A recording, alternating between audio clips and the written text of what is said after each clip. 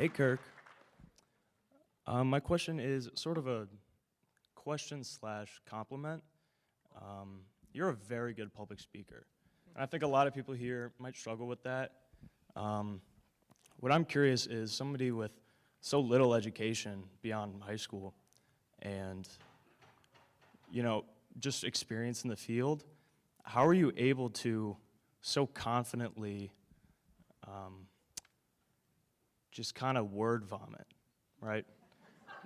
You've said pretty much every question you've answered has been no answer. You've just kind of said what conservatives want to hear. So really all of your work is not a debate. It's just confirmation bias. So want to have a debate? Sorry? You want a debate? No, I'm good. I'm just curious where you learned. Okay. You sure? Where you learned how to public I'm a high speak. school graduate. You're in college, man. Let's debate. I vomit for a living, you said. Yeah. Come on, let's debate. No, I'm not here to debate. That's not, no, that's not my question. You're just here to insult me. Yeah, you're a bad.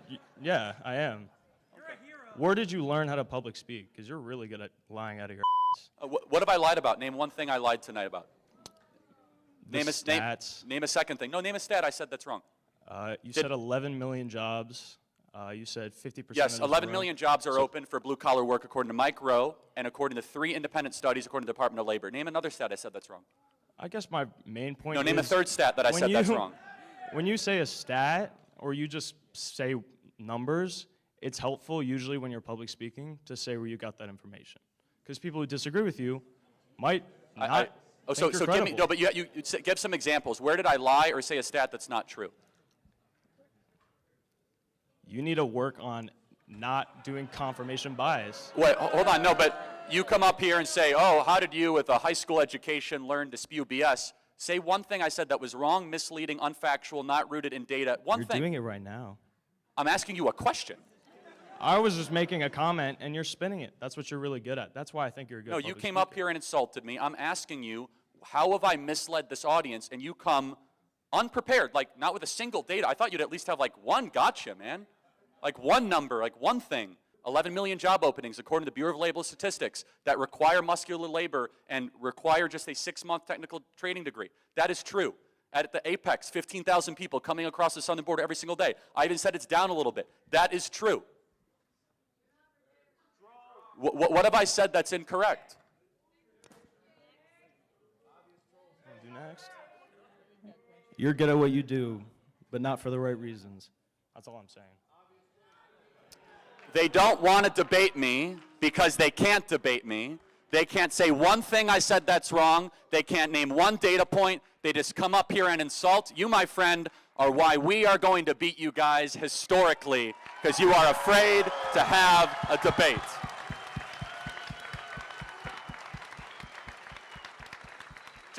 It's so amazing, the smugness. How'd you learn to speak like this in word vomit? Oh, what'd I say that's true? Everything. Name one thing. Name another thing. Name another thing. Yeah, you should ask for money back at KU. They're really scamming you, man. You'd think you'd have one little thing. All right. I just want to start off by saying that it's always great to be politically active than to not be politically active. So I thank you for that.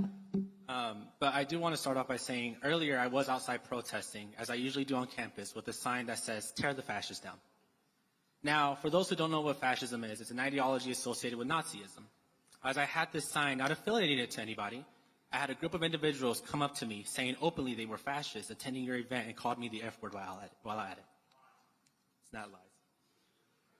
Now, I am not here to call you a fascist. I'm not. As I know you're not a Nazi sympathizer, you've never openly sympathized Nazism. I can see that. But people who openly call themselves fascists are here and are not afraid to admit they are fascists. So my question is, will you denounce fascism today, as the definition online puts it, as an ideology including racial nationalism and authoritarianism today? Yes. Will you denounce Marxism as the greatest killer of human beings in the last 100 years? Well, describe Marxism to me. I'm sorry, what? Describe Marxism to me. The ideology that Mao Zedong, Joseph Stalin, Vladimir Lenin, and Pol Pot employed to the massacre of our It did kill millions of people. You're right. Correct. Okay, so I'll denounce fascism. You denounce Marxism. Yeah? Well, I would have to say, like, by definition. No. Hold on. So my thing is that, was it Marxism itself, or was it a materialistic condition that caused that? Because as Marxists, what we do say is that there's material conditions that contribute to society. Now, you probably aren't familiar with dialectical materialism. I'll try to explain it real quickly. No, I've read the Phenomenology of Spirit, and I know Hegel. But Okay. no, but tell me, but why not denounce Marxism? I mean, so Mao Zedong, Marxist, Lenin, Marxist, Joseph Stalin, Marxist. I'll denounce Joseph Stalin for you, definitely, yes. Joseph Stalin was an authoritarian leader who definitely killed millions of Ukrainians during the export of grain to, of course, build up their economy. But there's I'll agree nothing with about, you don't think there's anything about the ideology that leads to the suffering, impoverishing, or the murdering? Well, just like how Hitler called himself a socialist, it's not the ideology, it's just what you actually do in practice. Yes, he did call himself a socialist. Yeah. But he was not a Marxist. He was not, yeah. But his National Socialist Workers' Party is the actual name of Nazism. But Mm-hmm. where has Marxism ever worked? Well, I wouldn't say that Marxism itself has ever actually been tried. Now, of course, you can always say, like, oh, like, you know, that's an easy communist getaway question to it, right? Well, but Marxism has killed a lot more people than Hitler. Everywhere it's tried, it results in famine, impoverishing, death, destruction. I mean, every failed country on the planet right now, including North Korea, is some form of a Marxist dictatorship. So why is it hard to denounce that? Because it's easier for me to denounce fascism. Why the struggle to just say, you know, Marxism, bad, evil, end of story? Why can't we agree on that? Well, because if you look at, I'll give the example of North Korea. What we did is that we went in there during the Korean War and destroyed all their factories, right? Now, what did this leave? This left an impoverished society where they now had no means to, of course, get their needs because their factories were destroyed. So that's number one on why North Korea. Now, I don't like North Korea. I'm just saying that's one reason Has why. nothing to do with the Marxist No. leader? Nothing? He's So not a Marxist leader. I wouldn't consider himself a Marxist leader. So what ideology is his? So the ideology of Marxism is simply that workers own the means of production. The workers in North Korea do not own the means of production. Would they have private property rights in North Korea? They don't. Then who owns the means of The production? government does. Oh, okay. Yeah, but in a Marxist society, no, but in a Marxist And society, that would be Marxism? No, it's not, because the workers own the means of production, not the government. But who is the government? The government is the people, the bureaucrats. Oh, the bureaucrats so who wait. control the power. Okay, and that would be the people, the bureaucrats owning the means of production, otherwise known as Marxism? No. You're getting it all wrong. Literally, the word definition of Marxism is that workers own the means of production. Right. So where has that ever been tried or worked? You say it's never been tried ever? Yeah. Mm-hmm. Yeah, okay, got it. So even though the hammer and sickle Mm-hmm. and core Marxist ideology has been invoked repeatedly by these leaders, Mm-hmm. you're saying, no, not a Marxist. No, not a Marxist. No, not a Marxist. Over 100 times it has been tried on every single continent, from Mugabe in Rhodesia, which became Zimbabwe, to parts of India, to China, to Korea, to parts of Eastern Europe, to Central and South America, to Venezuela. None of that is Marxist, even though they say they're Marxist. Well, it's tampering with Marxism because you have sanctions and you bomb their countries. So, I mean, if you want to call that Marxism, then if you sanction and bomb them, I guess that's Marxism. Wait, so how have we sanctioned and bombed these like Venezuela? Like Venezuela has sanctions to where we don't buy their oil anymore. Yeah, why do you think we're sanctioning them? Because they have Marxist ideologies that don't incorporate with capitalist ideology. Yeah, they're also like a quasi-terror state. But let's talk about Venezuela. Venezuela used to be rich and prosperous when they had the private ownership of minerals. Why is Venezuela now one of the poorest countries in South America? What ideology caused that? See, but that's the thing, though. It's not the ideology, it's the practice. Now, you could say the practice is Marxism, but again, do the workers own the means of production in that country? Somebody does. Yes, somebody does, but not the workers. Yeah, the government owns. So, I mean, in like the purest form of Das Kapital Marxism, it is the government that comes in and abolishes private property. Correct? This is, of course, called, I think, the dictatorship of the proletariat, I think is what you're referring to. Right. So Yeah. let me ask you a question. So you believe in this like abstract Marxism that you don't ever want to denounce, even though it's been tried 100 times. But again, you say try, but we just said that it hasn't been tried because workers haven't owned the means of production. Okay, well, why do you think that is? Because they use the swan song of Marxism, and Marxism will always result in an oligarchy or a dictatorship. Okay. Because you know why? It's impossible to, quote-unquote, have the workers owns the means of production because we don't share well as human beings. That's why only someone that has, and with all possible due respect, an infant understanding of human nature can think communism can work, because we're self-interested at our core. and you have an economic system that is built not on private property but on quote-unquote shared goods, you're going to have a dictator on top of it that is going to exploit and terrorize. And so you started this conversation by asking me to denounce fascism, which is responsible for about 10 to 15 million deaths, said ideology. I'm pleading you one more time to denounce Marxism, that is responsible for minimum 100 to 120 million deaths. Okay, academics have proven that wrong. That's not true. That's from the Black Book of Communism. That has How many people did Mao kill? Mao killed about 30 to 40 million. How many people did Stalin kill? Stalin killed about 20 to 30 million. Okay, now we're at like 60 million, and I just named like 2 countries, man. Mm-hmm. Okay? So like we're out of the gate, and we're at like 60 million, okay? Yeah. So I can keep on going, right, if you want to talk famine, impoverishing, lowering of standard of living. But what I want to just reiterate as we close this out, there's this pathological fascination with fascism, fascism, fascism, and a complete ignoring that Marxism, which is the other side of the authoritarian coin, has been far deadlier, far more costly, and is far more popular. And I'll ask this final question. What do you think has a greater chance of catching on in America, fascism or Marxism? I would say fascism. Okay. You really think so? I really do believe that. Okay. The only way I would possibly agree with that is the left-wing fascists that shut up people on campuses and allow, try to stop freedom of speech. But it's just, I'm perplexed by your position and your inability and your unwillingness to denounce Marxism. I don't know how many, another 100 million people dead, maybe you'd change your mind. Thank you. Thanks. What exactly do you mean by college is a scam?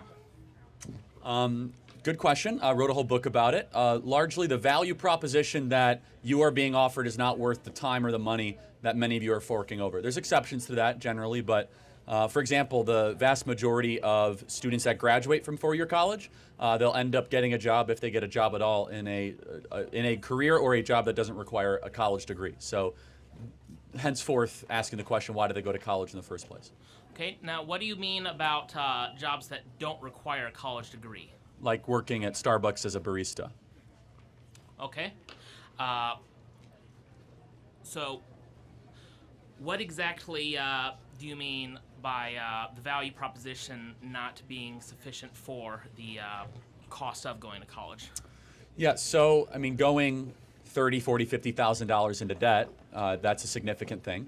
And hopefully if you're going to do that, you're going to be able to prove and have some value for that reason. So for example, there was a study that just came out in the last day, the 16 lowest paying job majors, and the vast majority of those are actually what kids study in college, right? Communications, liberal arts, things of that nature. And so the question is, why even go to college at all if you're just basically getting a credential that is worth less and less money in the marketplace? Now, if you study engineering, if you study finance, terrific, but the scam also is just beyond the financial value proposition. It's the ideological pollutants that are spread on college campuses and the, let's just say, some of the left-wing indoctrination that occurs here as well.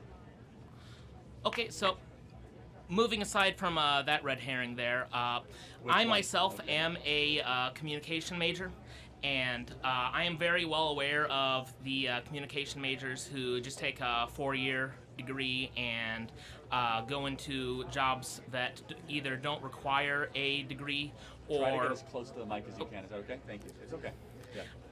But anyways, I'm aware of the communication majors who only get a bachelor's degree, and if they're lucky, they're only able to get research assistant jobs in communication, or not even get a job that requires a degree at all. But would not those who continue on to get masters and doctorates in communication, who get hundreds, who get $100,000 a year or $200,000 a year research jobs, would that not counteract the total economic, socioeconomic value of those who just go into college and then end up Starbucks baristas? Potentially, yeah. Also master's degrees are expensive, right? PhDs are expensive, so you're looking at least at $150,000 to $200,000 in debt, minimum, if you're going to do that. And if that's the path you want to take, so be it. But there are 11 million job openings in the country right now that pay $80,000 or more that don't require a college degree. 11 million job openings. And I don't think we're always telling our young people, the next generation, that these jobs are available to you. It's an expectation that you go to four-year college, and in fact, you're treated and almost considered to be dumb if you don't go to four-year university. And I think that's a big mistake. And not to mention the vast majority, 41% of kids that enter college do not graduate. There's something deeply wrong with the system. So, from what you're telling me, though, final point. from what you're telling me, though, it sounds more like the problem lies not in college itself, but rather the individual paths that people choose who look at a situation, make the wrong decisions, don't stay in school as long as they need to in order to get the career that they want. Or they drop out because they don't see the value. They drop out because they don't think it's worth their time. And again, half of this audience, after 10 years, if they get a job, they'll end up getting a job that didn't require them going to college in the first place. Half. That sounds like a scam. Why are they here in the first place? Why are they borrowing all this money and spending 4 years on a university just to go get a job that never would have required them to get the degree or the debt or the 4 years being spent on campus? Thanks for the time. I appreciate it. Thank you. All right. Tilt it up. Yeah. Yeah, no problem. I'm going to keep it short and sweet. I'm just curious about your stance on college as a scam, because I feel like, according to the Hamilton Institute, people who get bachelor degrees over a total lifetime earnings will earn over $1 million more than those who don't.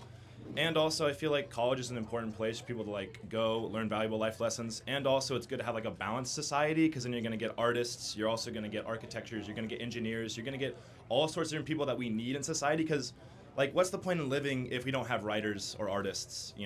So I just want to get your take on that. The question is, did the best writers learn to write in college? Probably not. No. The best writers are gifted writing, and they learn to write by writing.